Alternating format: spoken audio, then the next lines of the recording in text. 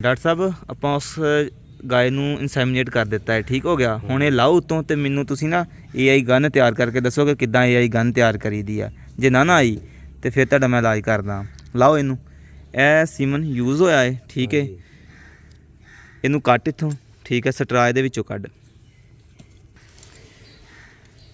Straw ਜਿਹੜਾ ਨਾ ਇਹਦੇ ਵਿੱਚੋਂ ਬਾਹਰ ਕੱਢ।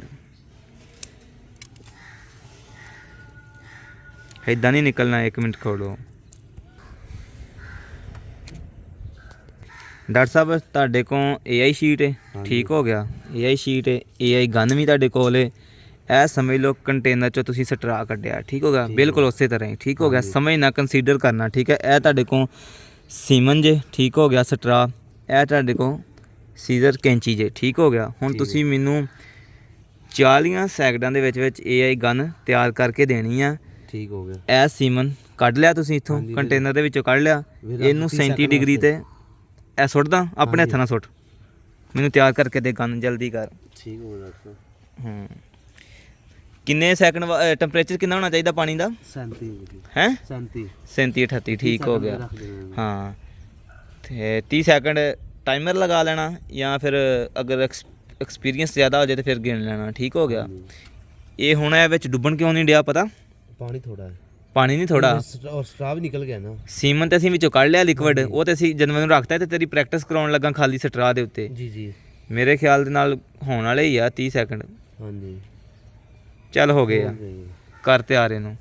ਸਭ ਨਾਲ ਪਹਿਲਾਂ ਸਾਫ਼ ਕਰਨਾ ਦੋਨੋਂ ਸਾਈਡ ਟਿਸ਼ੂ ਦੇ ਨਾਲ, ਇਹਨੂੰ ਸਾਫ਼ ਕਰਨਾ ਅੱਛੀ ਤਰ੍ਹਾਂ।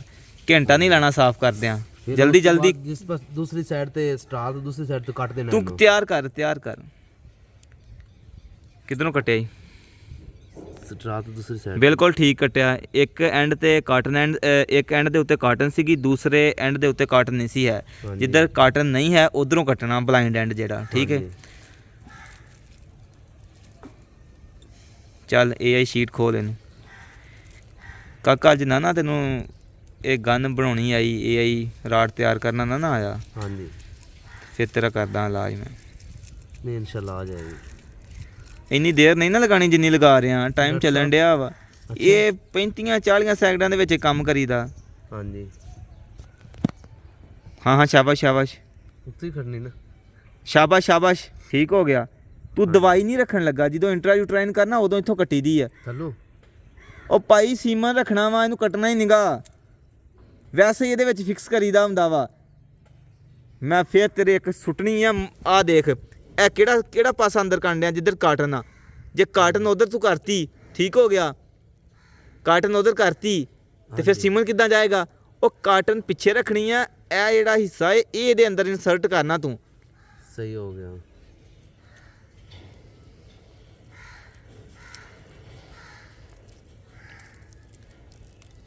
ਫੇਲ ਹੈ ਉੱਦਾਂ ਜੀ। ਮੈਂ ਟ੍ਰੇਨ ਹੋ ਗਿਆ ਯਾਰ। ਇਹ ਕਾਹਦੇ ਲਈ ਆ?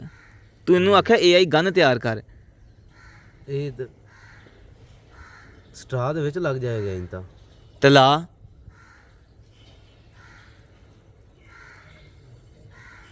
ਚਾੜ ਇਹਦੇ ਉੱਤੇ। ਹਾਂਜੀ ਚਾੜ ਦੇ।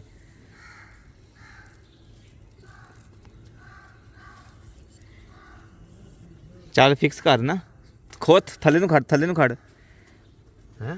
ਹੋਰ ਥੱਲੇ ਨੂੰ ਕਰ, ਉੱਤੇ ਵੇਖ ਕਿੰਨਾ ਵਾਇਆ, ਕਿੰਨਾ ਵਿੱਚ ਫਾਸਲਾ ਕਿੰਨਾ। ਠੀਕ ਹੈ ਬਸ ਤਿਆਰ ਹੋ ਗਿਆ। ਇੱਕ ਗੱਲ ਯਾਦ ਰੱਖਣੀ, ਇਹ ਸ਼ਾਪਰ ਨਹੀਂ ਉੱਤੋਂ ਲਾਣਾ ਹੈ, ਉੱਤੇ ਜਰਾਸੀਮ ਲੱਗ ਜਾਣਗੇ। ਇਹ ਮੈਂ ਤੈਨੂੰ ਦੱਸਿਆ ਨਾ, ਜਦੋਂ ਰਾਡ ਕ੍ਰਾਸ ਕਰਨਾ ਉਦੋਂ ਲਾਣਾ। ਹੁਣ ਕੋ ਲਾ ਲਈ।